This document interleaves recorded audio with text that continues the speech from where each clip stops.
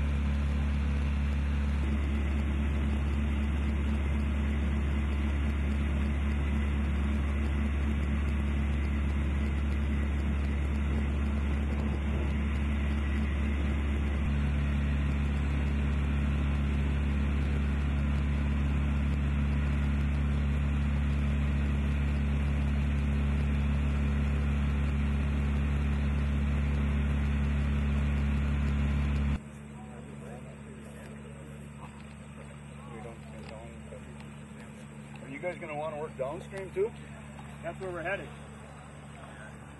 It's dumping in right here at the, just around the bend. Is that right? This is our first day here, so. Yep. So and there isn't a boat landing farther down? Not one we can get in. I don't know if we're going to clear. Walked 4 miles yesterday. Good, how are you? Good. I'm Tom McPhee with the World Animal Awareness Society. Does someone here have a moment to address a couple of questions? Don't really know much yet. Okay. We're kind of in a hurry. We want to get out and assess the Can you at least tell me your name and the organization that you're with and what you're going to be doing here today? Conservation Officer Jeff Goss with the Michigan Department of Natural Resources and Environment. And basically we're going out at this point with U.S. Fish and Wildlife Services to locate any animals that we might be able to save and clean up from the oil spill. Okay. Has there been any documented animals already from this oil spill? There have been. Do you know any of the numbers? No, I don't. You'd have to contact a representative with U.S. Fish and Wildlife Services. Okay. Now, how will you be getting about today? That's various different ways. Catch them by hand. And what do you expect that you'll potentially find? We did a walk yesterday and along the river by foot, and we located maybe 16 geese, some turtles, muskrats. And where were those taken? I'm sorry? And where were those animals taken? taken? They were collected at the time because we didn't have a facility to clean them. So. Okay, but they were at that time still alive. Yes. All right, excellent. So you do expect to find animals today. Will you be going out on a boat? Yep. We're putting in right now. Very good. Thank you so much. I appreciate your time.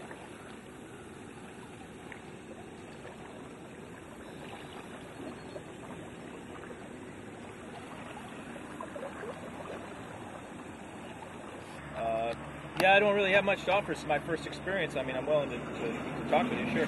What's your name? My name is Joe Haas. I'm with Fish and Wildlife Service.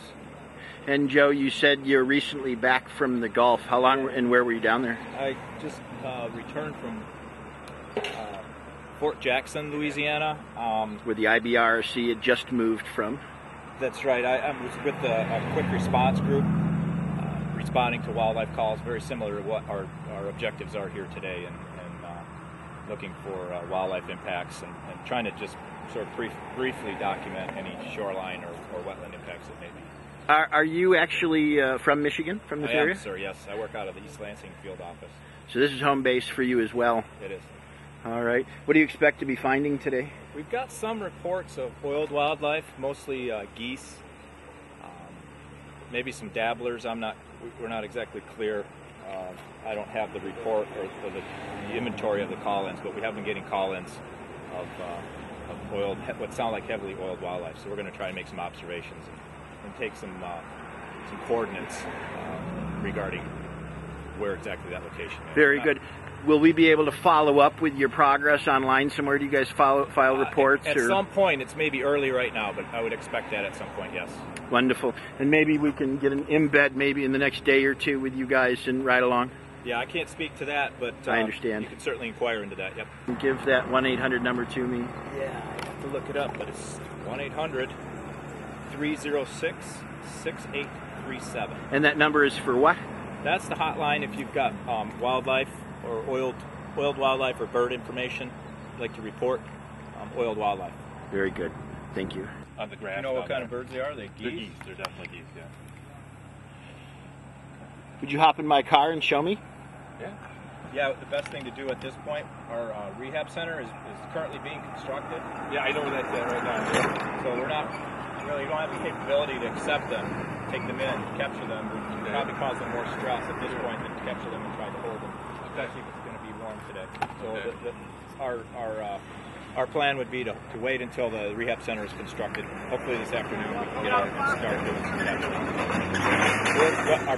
Right now we just like to document the location. So No, I got pictures of them too. if you can, I suggest, can you call this 1-800 number and call it with a description of where they are? I can drive down there and give them the address of where That would be great. Why don't you hop in my car and we'll do that. You can call while I drive you down there. You've got the number. I do. It's too bad. It's going to be right up. You see where the guardrail is at? Yeah. Just you can pull Pull up out past. right here. You can see them go past the next shore. I see him. You How can about if keep we going. Yeah, pull out here so we're not gonna... we can walk the shoreline right there. Yeah, freak them out. Looks like there's quite a few animals Well, there's here. 3 of them that are soil. Yes, I'm calling to call in some fouled geese that are at address 14748 A Drive North on the Small Creek Pond. There's a minimum of 3 Canadian geese that are oil contaminated. I'm not an owner, I'm a passerby, and I do have the number, so I'm just letting everyone know. Thank you very much. He's just taking it on. He's trying to preen. That's what they do. He's like, he sees he's got a problem, and now he's going to try to fix it, which is going to compound it. It's called preening. Preening. He's trying to clean. He's trying to self-clean is what he's... Yeah. He's trying to get it off, and he can't.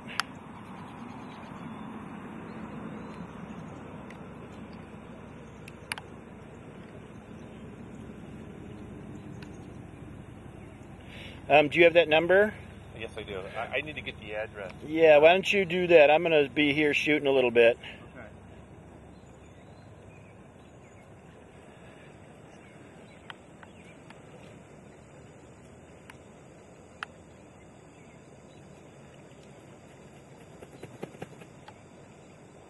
Can't get clean.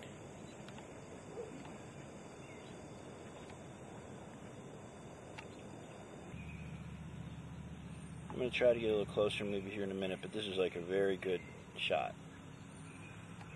And he is just coated.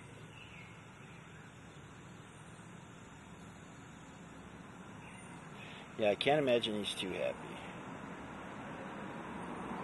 The other guy's still trying to clean up out there. Birds, a lot of times, can't see it. They just think it's whatever else material on the water, and they'll just dive in and go through it. And once they're in it, then you know, they're trying to get it off of them, which makes them put more on it potentially.